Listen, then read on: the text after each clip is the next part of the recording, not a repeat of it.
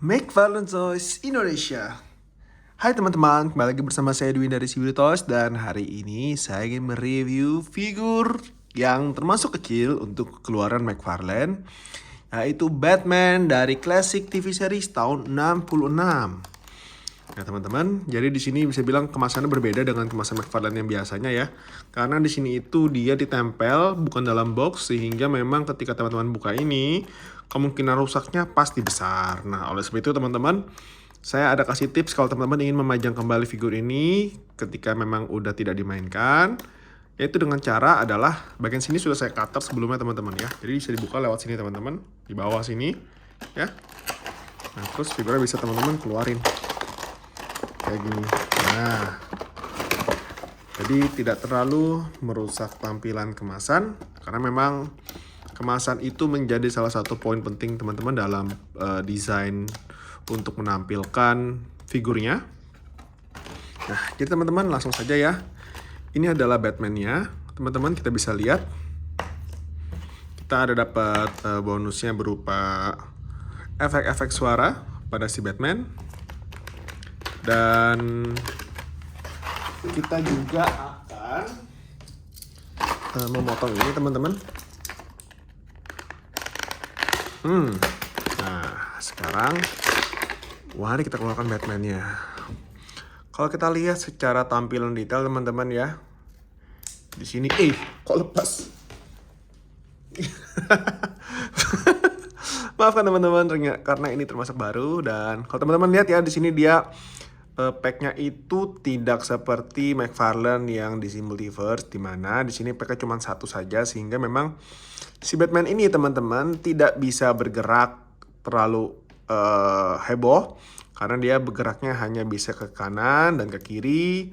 Pergerakan terbatas untuk bagian perutnya pun itu hanya bisa berputar ke kanan dan ke kiri, tidak bisa nunduk ataupun dongak ya. Dan untuk persendiannya pun bisa berputar di bagian tangan sini dan di bagian sininya teman-teman. Tapi untuk bagian lengannya itu ya dia tidak menggunakan butterfly joint seperti biasa. Kanan kiri sama saja. Untuk logonya pun ini teman-teman dia tuh dicat ya. Jadi bukan partisi terpisah seperti figur-figur McFarlane umumnya. Dan untuk kakinya juga teman-teman artikulasinya terbatas juga ya. Satu sendi. Ya. Satu sendi. Tidak bisa berputar kecuali dia di bagian bawah sini teman-teman. Nah, dia berputar di bagian bawah sini. Di sini tidak bisa berputar.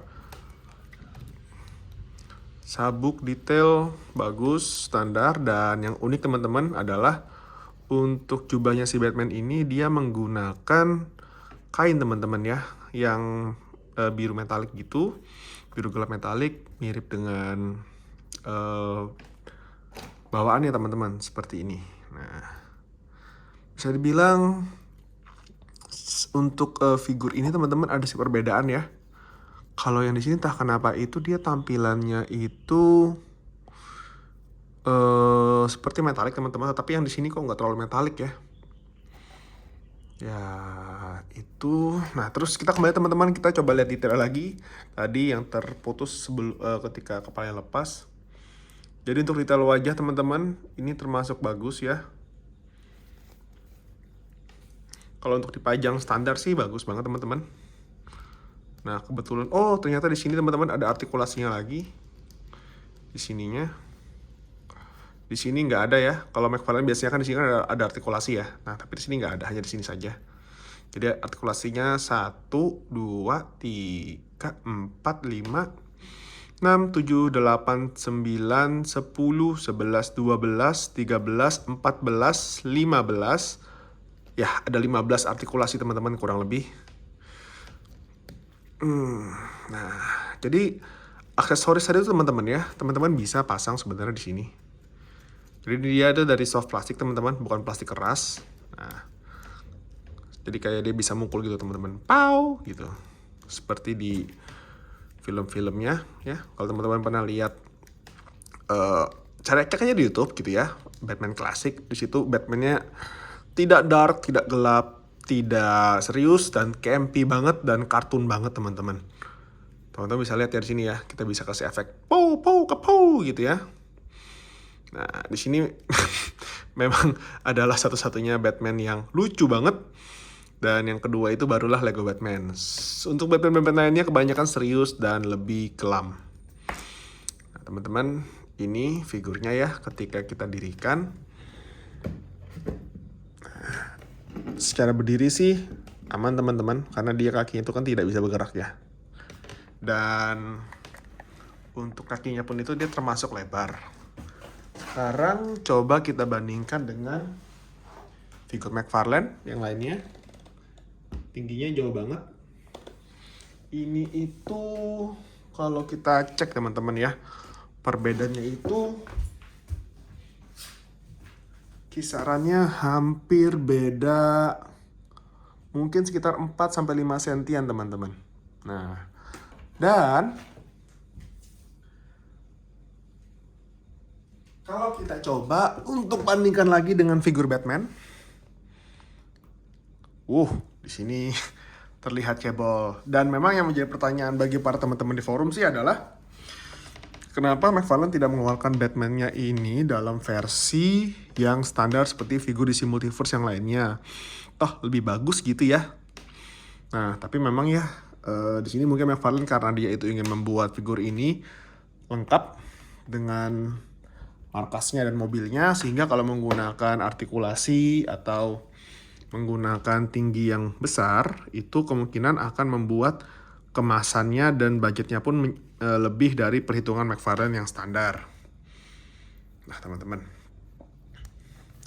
coba kita bikin pose ini ya. Coba kita bikin pose Batman-nya berlari seperti di film. Nah bisa teman-teman, lucu banget. Dan yang lucunya lagi sih, di sini ada lubang lubang base ya. Jadi teman-teman bisa pakai ini di base standarnya McFarlane yang memang tidak disertakan dalam serial figur ini. Dan punya saya ini ada sedikit kotor di sini teman-teman. Nah, nanti mungkin bisa dibersihkan menggunakan alkohol. Ya, tapi hati-hati karena kalau saya rasa sih di sini itu mungkin teman-teman harus hati-hati ketika membersihkan, karena ini saya rasa sih menggunakan cat ya, bukan plastik. Tapi untuk figur seharga 300.000 dan kebetulan saya ini beli diskonnya 50% teman-teman.